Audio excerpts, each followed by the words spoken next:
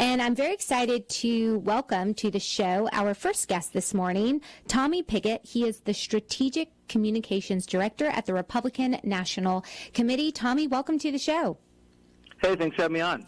Yeah, and, it's wonderful to talk to you as we are 2 weeks away from the presidential election. We're coming into the home stretch here. I know you've been busy out there, but read us into what are the messages that you're going to be focusing and honing in on and supporting the president these last 2 weeks? Well, President Trump's closing argument's really clear. It's that he's going to make the economy strong again, and he's going to secure the border. It's a really clear message, and it's based off of principles that he's delivered on in the past. And I think it's telling that on the opposite side of the aisle with Kamala Harris, you don't really know what her closing argument is, except for to lie about President Trump. There's nothing that she's really saying that she'd do differently than Joe Biden. She's failed to answer that question. And so I think when voters are really presented that contrast, President Trump's message of revitalizing an American golden age versus Kamala Harris, who is basically just 4 more years of the same disastrous Harris-Biden administration, I think that's a clear contrast that voters are going to go out and vote for President Trump. Yeah, I think you're exactly right. There's one side where it's very clear what the message is. The other one, we get word salad every time she's asked simple questions that anyone knows are coming your way versus, asking about specific policy actions. One she keeps flip-flopping on, and this seems to be fracking, hydraulic fracturing, especially when she's in and around Pennsylvania. It's hard as a voter or someone who's paying attention to actually know where she stands on some of these major issues that matter to key states like Pennsylvania. Yeah, and the reason why we don't know where she stands is because exactly right, like you're saying, is that she keeps on flip-flopping on where she stands. But in reality, we actually do know where she stands because of her very long record opposing fracking, really having this very long, dangerously liberal record. It's kind of dishonest. It's very dishonest for her to go out there and want voters to believe that she has changed all of the positions she's held for 30 years plus, that she's changed all of those positions just 3 weeks ago. And she can't explain why she changed her position. She can't explain how she changed her position. And then interestingly, just this week, we saw reports from CNN that shows that her campaign is already restarting her opposition to fracking. So for all of this claims from her that she doesn't want to ban fracking, even though she said that multiple times in the past, her campaign is now going out there and saying, well, actually, she does oppose fracking. It's fundamentally dishonest, and I think it shows that Kamala Harris would take her cues from the far left. I can't think of a single thing that the far left has ever proposed that Kamala Harris has said no to. Not a single thing, and I think that's very telling to how she'd govern if she'd be elected president.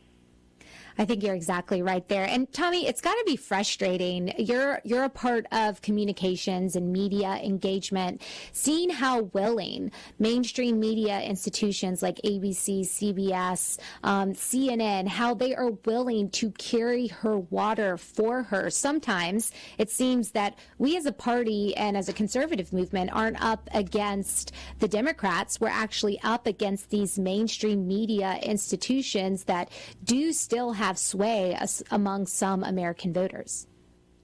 I think that's exactly right. That's part of the challenge. I mean, from a communications perspective, that's part of why our world-class digital operation at the RNC and Trump campaign is so important. That's why President Trump's ability to go out and speak directly to voters is so important. We see that with what he does on Truth Social, but we also see that with the campaign stops he does just this weekend, going to McDonald's, going to the Steelers game, going on podcasts that many voters listen to that aren't really dictated to by the mainstream media.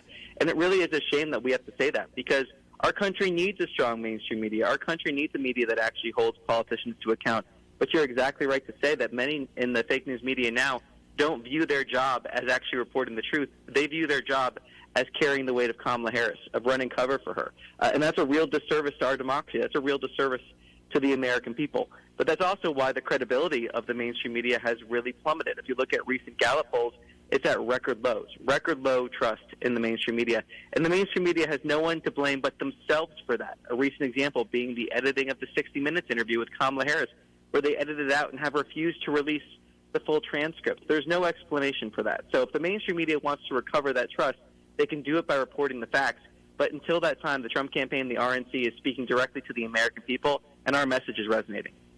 That's right. And that was one of the things, really, with President Trump coming on the scene in a big way in 2015 and 2016. It was the first time a lot of people in his engagement through Twitter, now X, his ability to directly engage with voters, having unrealistic and unbelievable access to the president in the digital age. It's such a difference between the Kamala campaign, where her only engagements are extremely scripted, and the few times that they've unleashed her in an unscripted situation, it's gone very, very poorly for her. It has, and again, it shows that she's not up to being president of the United States. I mean, if you can't handle an unscripted situation, if you can't handle answering questions that you don't know are coming, then how are you going to respond to a crisis at 3 in the morning when our enemies are trying to take advantage of the United States of America? How are you going to protect American interests to the new challenges we can't even imagine exist yet? I mean, that's the job of the President of the United States, to protect the American people in situations that we're expecting, but also those that we're not expecting, responding to crises.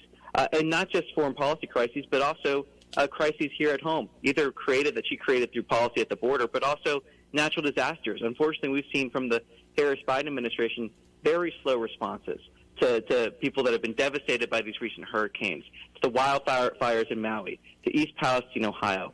And that's something that no one takes joy in saying. We wish we could say that we had a government that was responding effectively, quickly, with the needed resources to these situations. But because of Kamala Harris and Joe Biden going to fundraisers, going to the beach, we're not seeing that response from the government. And I think that extends to her inability to answer any unscripted questions. We need a president that can respond to crises in real time, respond decisively, respond well, and respond quickly. And that's why we need President Trump back in the White House. That's right. And showing up. I mean, it's such a fundamental part of being a leader. It's actually showing up when there are people in need. In this administration, Vice President Harris, she didn't show up at the border until she was forced to for political reasons. And them not showing up at these various disasters, it really is so frustrating and hard to watch. It's interesting, too. It seems like they're always reimagining the campaign as they see the polls, and seems like they wake up, oh, no, we need to figure something out. Their new tack seems to be highlighting people like Liz Cheney to be the surrogate. How effective is that going to be on the campaign trail for Kamala Harris? No, not effective at all. I mean, I was watching one of these events that they had yesterday, which unfortunately part of my job is to watch some of Kamala Harris's events. I don't recommend it. They're not very God interesting. bless you. Rather boring. But was watching this event yesterday, and the only thing I could think of was the joy is gone. If you remember back in the beginning when she first was installed as a Democrat nominee, she was running on the so-called Joy campaign. The level of depression on their faces was very palpable. They were not joyful. They were very sad. I mean, they had these forlonged looks on their faces. And I think that's just telling about the desperation of Kamala Harris's campaign. I mean, President Trump has spoken to more people that have never even considered voting Republican than any other Republican in a generation. We're seeing with polls amongst Black Americans, Hispanic Americans, young Americans, we're seeing President Trump poll at levels with those demographics at levels that we have not seen for Republicans in a very long time. And that's because of his message that's speaking out. So, I mean, I think it's clear from the Kamala Harris side that they're desperate to try to reverse some of these trends. Campaigning with Liz Cheney is not going to do it. All it's really reinforcing is that President Trump has the momentum.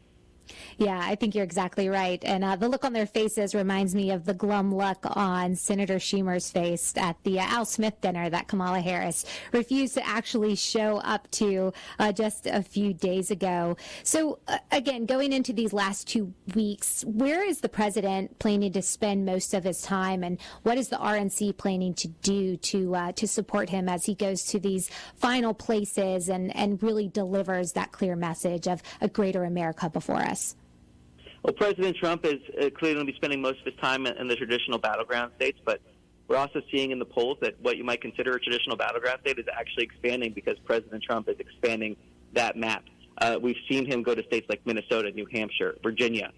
So we're seeing him poll very competitively in states that Democrats want to insist are not in play, but that's not what we're seeing in the polling.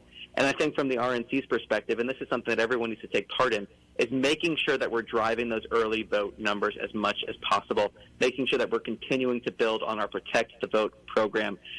People that are listening right now should go to swampthevoteusa.com, make their plan to vote. Make sure they have their plan to vote, and if they're able to vote early. Because what that does is not only ensures that your vote gets in, because who knows what could happen on Election Day, right? There could be a personal emergency. There could be something at work.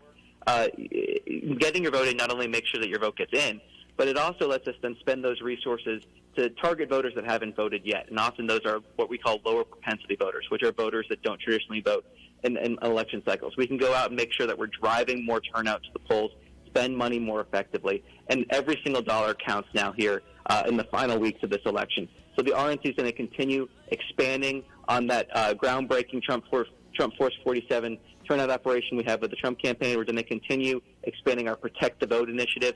And just quickly on that front, I know that there are many concerns that Republicans have about voting early, but it's paired with this Protect the Vote initiative of having eyes. All right, Tommy, we are quickly running out of time. I want to thank you so much for coming on. For our listeners, stay tuned for more after this short break.